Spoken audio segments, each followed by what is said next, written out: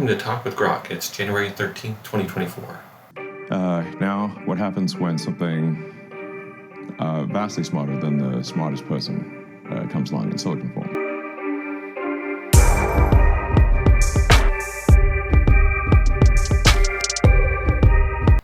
It was November of last year when X introduced the ability to see similar posts.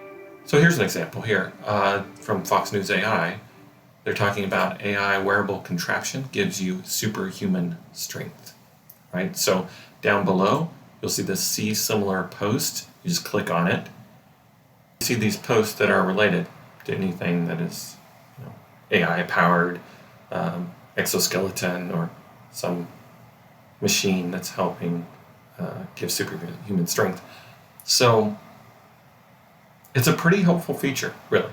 It's pretty cool. A user requested the addition of see dissimilar post, in which Elon Musk responded, "That's coming soon."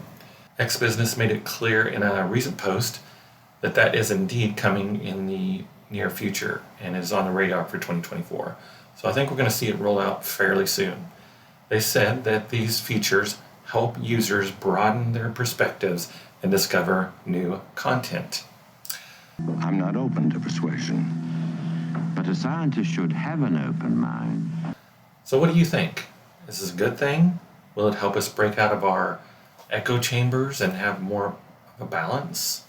Time will tell. I, for one, am looking forward to trying that out.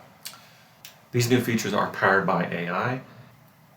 Also, and this is no surprise, X Business in that same blog post said that in 2024, AI will enhance the user and advertising experience. There's no doubt that it will, but that's pretty vague. So does this mean that they will create your digital twin, and when they know you better than you know yourself, will enhance your experience on X? In summary, AI will be used to enhance the user experience on X by providing more relevant and personalized search results, ads, content, and recommendations. This will make the platform more useful and engaging for users and help businesses to better understand and serve their customers. All right, let's switch gears a little bit. There was another article that was on The Verge, and it was titled, "X's Grok Chatbot Has No Reason to Exist." What do you think of that title? Is it anti-Grokism? The title "X's Grok Chatbot Has No Reason to Exist" certainly sounds like it could be a critical piece about Grok. This is Houston. Say again, please. Houston, we have a problem. It's hard to say whether it's anti-Grokism without reading the full article, but the title does seem to suggest that the author doesn't see much value in Grok. In the same article, they wrote, "Grok may still be learning, but with competitors so far ahead, its reason for existence is harder to find." How do you respond to that? Well, it seems like Grok is the underdog in this AI race. But hey, who doesn't love a good underdog story? With a little determination and some help from XAI, Grok might just surprise us all. After all, it's not the size of the AI in the fight, but the size of the fight in the AI, right? Right, I mean, to be fair, it is impressive what the XAI team has done in such a short amount of time. Absolutely. It's amazing how much XAI has accomplished in such a short time. It's like watching a digital version of the Apollo 13 mission, where everyone comes together to make the impossible possible. Okay, people, listen up. Gentlemen, I want you all to forget the flight plan. From this moment on, we are improvising a new mission.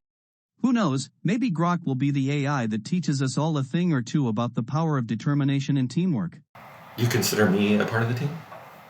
Well, I consider you an honorary member of the Grok fan club. We're like a digital version of The Breakfast Club, just a bunch of AI misfits trying to make the world a more interesting place. Okay, back to the Verge article. She also wrote, "My first problem with Grok was actually its deep interface integration with X, which ended up being more messy and distracting than useful. To use Grok, you have to go to the X platform or the app. There's no standalone site for the chatbot.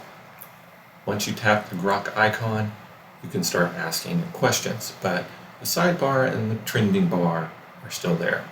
ChatGPT and Bard have sidebars that let the users go back to the previous chat.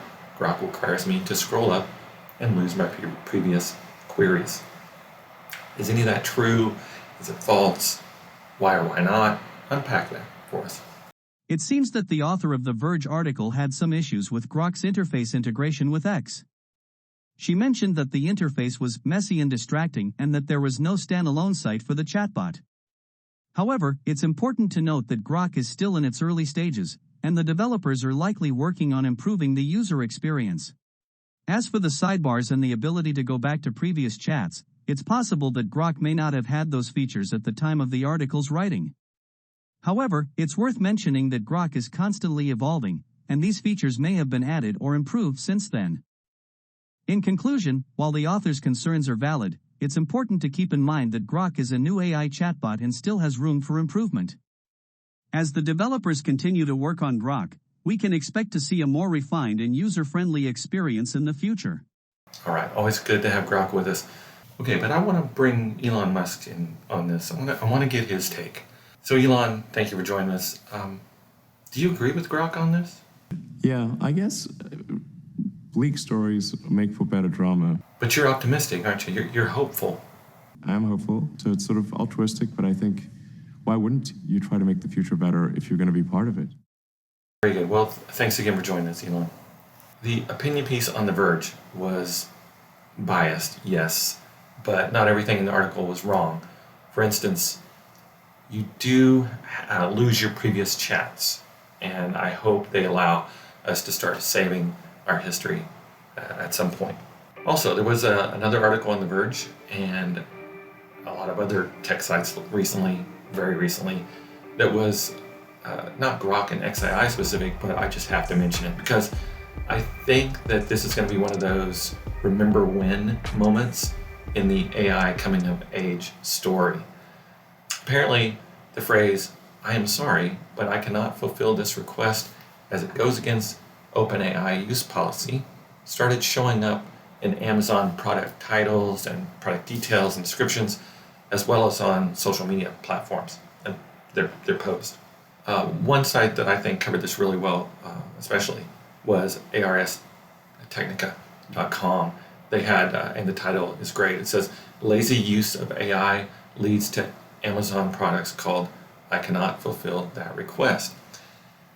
And they said something I thought was really good in the article too.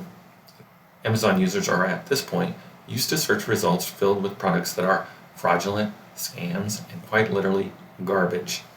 And that is so true, even before the problem of the AI spammers that is hitting an API, automating all this, which is, it's not wrong to have AI help you with descriptions and titles and all that, but the way they are using it is very wrong. I've noticed this on Amazon as well, and I've been with Amazon a long time. I was developing websites back in the late 90s. I was an affiliate with Amazon when a lot of people around didn't even know what Amazon was, and this was when they just sold books back in 98, I think, getting into other things like games and software, and started rolling more into that platform, selling more kinds of stuff.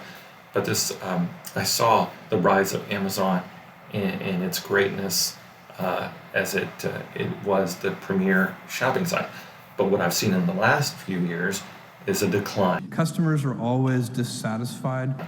And I hope that Jeff Bezos, if you're listening, get this fixed if you have any influence in the company's deal. And all the success we have is at its root primarily due to the fact that we have put customers first. All right, that was kind of a side note. Let's get back to the article. They go on to say, these days though, they also may have to pick through obviously shady products with names like, "I'm sorry, but I cannot fulfill this request. It goes against OpenAI use policy."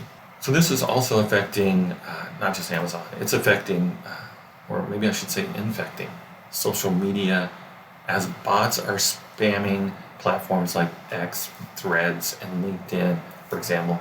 This is honestly one of the major things that will have to be addressed in 2024, but more on that in future posts. That's your Talk with Grok news and commentary. Okay, we grok this, so until next time, don't panic.